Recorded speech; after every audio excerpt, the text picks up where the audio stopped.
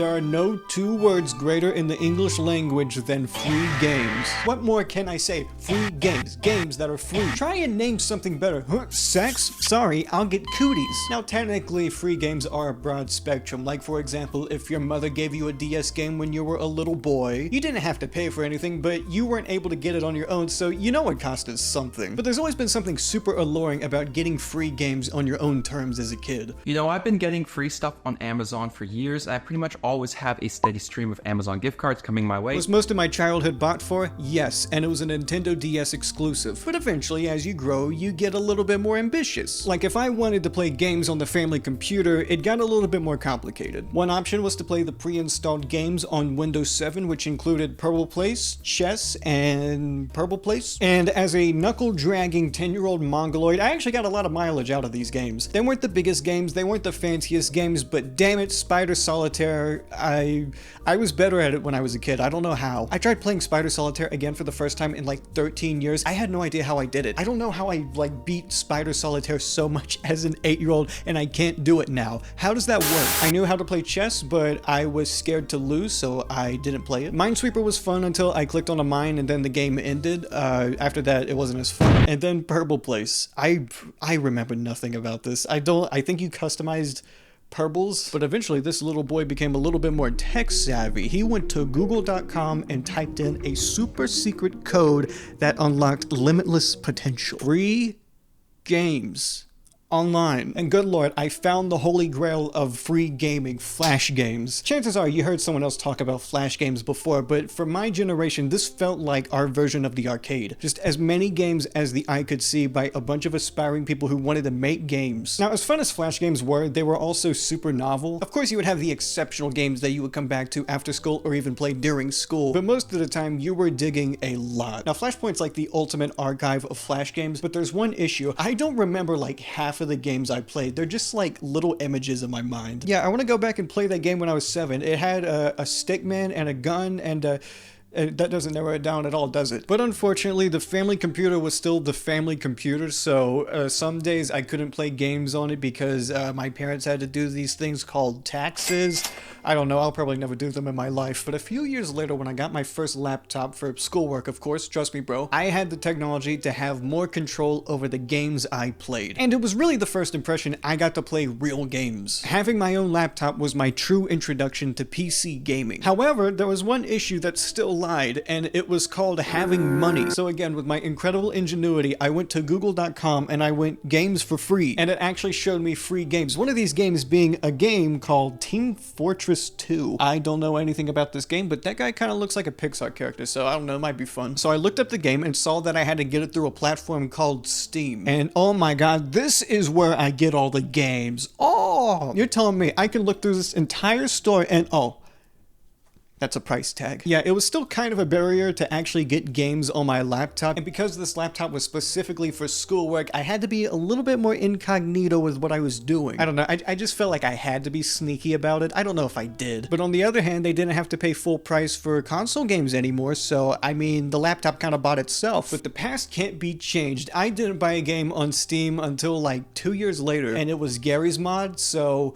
I didn't have any of the source games that play it actually, so it was kind of a waste. I have a complicated relationship with the Steam free-to-play section. It's probably one of the most developmental things to my life, but it also probably ruined it in some cases. I played more games from this than I can even remember. One was multiplayer games, your MMOs, your FPSs, games that had their price tag as free so people would get into the game and then pay money later on. 2 was idle games. There were so many idle games, and there probably still is so many idle games. You click the thing, the number goes up, your brain is satisfied. And some idle games were better than others, but you know, you got bored after like an hour or two. 3 would be actual games that were free. This was usually a demo of a game or something that lasted 1 to 2 hours and that was just on Steam. One of my favorite free-to-play games was a game called Bee, and the entire game is that you are a bee and you fly around in this simulated room, and that's the entire game. And people would be silly about a game like this. They tag it as psychological horror because, you know, it's a simple, funny game, but oh, what if Gotta feel scary. And the fourth type are games that are no longer on the store. So they basically just function as a distant memory. They're not listed anymore. I can't download them again. I don't remember the name. I don't know how to find them. But some of these delisted free-to-play games were mainly like low-poly Minecraft looking games. Sometimes they'd be an FPS. Sometimes they'd just be a straight-up Minecraft ripoff. There's one game I have called The Mighty Quest for Epic Loot. I played this game exactly once, but Steam registers my hours as fucking like 300 something. I have no idea how.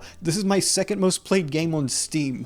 I opened it once, but my most played game on Steam was also free to play. It was a little game called Cubic Castles, which again was another Minecraft ripoff. It was basically an isometric MMO Minecraft ripoff. And you know what? As a middle schooler, it was a lot of fun because I spent almost 2,000 hours on this game. So to say this game was a developmental experience would be a severe understatement. For better or for worse, this game shaped me as a person. And you know what? As an 11-year-old, I learned some extremely valuable lessons from this game. I would be so much more entitled as a person if I never played this game. When I initially played this, I was such a piece of shit. Was that someone interacted with me in the game? They're my friend now, and I'm going to follow them for 5 hours now. I was that kind of person. A significant part of this game was mining, except the mining was super slow because you had to click each block individually, and you had to do an entire animation where you pulled the block out of the ground, and it was just the most tedious thing possible. And I never mined in this game. I would just stand there talking to people to death as they were trying to do their thing. So they were mining and trying to talk to me at the same time while I just stood there with the biggest damn grin on my face. And I know what you're thinking. Oh, an 11-year-old that was alone online? Huh, I wonder what happened to you. Surprisingly, nothing bad actually happened. I'm gonna be completely honest. I am so surprised nothing bad happened to me through that game. It was just a good time. I mean, I grew out of it one day and I never played it again, but for the 2,000 hours I did play it, you know, pretty good fun, pretty fun. And the mobile version was alright. I still got some YouTube videos floating around of me playing this game, and it has copyright music in the back, so I can't play the audio. But as I mentioned, this game was also on mobile because a lot of these free-to-play games would have a mobile tie-in where it was cross-platform. And it's just because mobile games were the most accessible front for free stuff as a kid. And you know what? That's probably even more truthful now. But at least for mobile games back then in like 2014, 2016, it was definitely more of a turning point in the mobile market. Because initially mobile games were actually more like games, you know, Cut the Rope, Fruit Ninja. These were small little games that you could play to pass the time, and they were a lot of fun. There was only one issue though. The price tag on these games would be a dreadful 99 cents. What do you mean Angry Birds is $1? I have $0. Like, Minecraft is Minecraft, and I still got Minecraft, but I had to trudge through a lot more ripoffs before I got that game. You know, some of these were better than others. I don't even remember any of their names except the Blockheads, because it was unique enough to be its own game, kind of. As for the rest of them, it all bled into each other. Survival craft, hunting craft, craft mine, I don't even know. But some of them ended up being good experiences, mainly by companies who actually put a little bit more care into their games. You know, there were still companies that focused on games being games, and they were a great transition period. Okay, one of the greatest innovations in the last 10 years is making this go from 8 gigabytes to 128 gigabytes. I have never had to worry about storage on this thing, but like on my phone in 2016, where I only had 8 gigabytes or 16 gigabytes of storage, you know, Gameloft is a good example. They had pretty high quality games. The only issue is that they costed like 25% of my storage. I'm glad I don't have to do that anymore. I'm so glad I don't have to do that anymore. You know, there were two ways these companies made money through free games. One was playing ads in the game, and the other was microtransactions, which was my first introduction into the freemium format of games. Let me tell you, man, there's no better feeling than the first week you play Clash of Clans. It is one of the greatest experiences a person can ever have. It is one of the greatest experiences, and then you have to wait 5 days for your gold mine to upgrade so you can generate like 20 more gold an hour. And what Clash of Clans wanted you to do was pay like $100 for some gems so that way you could upgrade all of your things faster and blah blah. Here's the thing, I didn't fall for freemium games as a kid because that meant asking for my mother's credit card. This is just from my experience, but I'm always confused when kids are able to spend exorbitant amounts of money on mobile games, where it's like, oh, this kid spent $10,000 on Clash of Clans gems. It's like, how? I just don't know why any parent would connect their credit card to their kid. We have no concept of money. Why would you give us money? I think if I asked my mom for Clash of Clans gems, it would probably go something like, oh, what's that, sweetie? Mobile games? What about them? Oh, kill yourself. In hindsight though, I think that probably taught me more financial literacy than anything else ever could. Just being able not to buy stupid stuff has prevented me from buying stupid stuff in the future. Okay, did I spend $14 on Clash Royale? Yes, I did, but you know what? I deleted the game, so I don't have a problem anymore. But I think my favorite way of obtaining free games was when I found out about other games, and by that I mean like SNES games, NES games. I was becoming a little gaming historian through a lot of episodes of the AVGN. So I would hear about how great Mario Bros and Contra and Metroid were, and I was like, man, I wish there was a way to play these games on my Kindle Fire. And suddenly I looked up, the clouds parted, and I saw it. Emulation? Yeah, I pirated as a kid, so what? In defense, Your Honor, I really wanted to play Pokemon Fire Red. I'll be honest, pirating is something I wish I did way more as a kid, because this was like an introduction to a lot of games that I played, but I never got too far into a lot of them. You know, I used the Konami code to beat Contra, I played Battletoads because I heard the legends, and I never even got to that racing part that was supposed to be the most difficult part. I even played Nintendo 64 games, and I tried to play PS1 games, but they were way bigger than those puny little N64 cartridges. And again, I didn't have as much storage as I do on this, so forget PS1 games. And also on my first laptop and eventually on my first desktop computer, I delved deeper into the world of emulation through Dolphin and like Nintendo DS emulators, which of course I have a physical copy of all the ROMs that I play. I still haven't delved that much into emulating like PlayStation games, but as I got into high school, Dolphin was a great way to reconnect with my childhood. That was how I was able to play Mario Galaxy 2 again, even though it wasn't on the Wii remote. I was still able to play it with, you know, fair accuracy. But it's something I need to re-engage with again because there's so many games that I haven't played. I emulated a lot as a kid, played a lot of games as a kid, but I just haven't done it as recently now. And I also just never got that far into any of the RPGs I played. I don't know what caused me to like put down Chrono Trigger, Mario RPG, Earthbound. For some reason, I played these games and I never got far in them. I could have been the next Toby Fox and I didn't play the games he played. But now that I'm a grown-ass man, the landscape of free gaming has changed a lot since I first engaged in it. Obviously, you still have your Steam free-to-play games, and they're still honestly not that good, and you still have your free mobile games, and they're still not that good. They're actually worse, way worse, actually. But there's also so many avenues to play free games on that I wish I had when I was a kid. For example, itch.io. It's not to say EXEs weren't a thing when I had a laptop. I played my fair share of EXE games, but they weren't this organized and this quality-driven. But just one click, and you see an entire trove of games by people with more passion in their fingers than entire games on Steam, regardless of price. And obviously, I'm disappointed that people won't experience Flash games anymore, but I do think itch.io is a good replacement, if not a better replacement, if I'm being honest. Also, you're gonna flame me for this, but the Epic Games Store, they have a free game that comes out every week. I don't know how long they've been doing this, but you were able to get GTA 5 for free at one point. I still have an unplayed copy of Deus Ex that I probably will never play, but you know, it's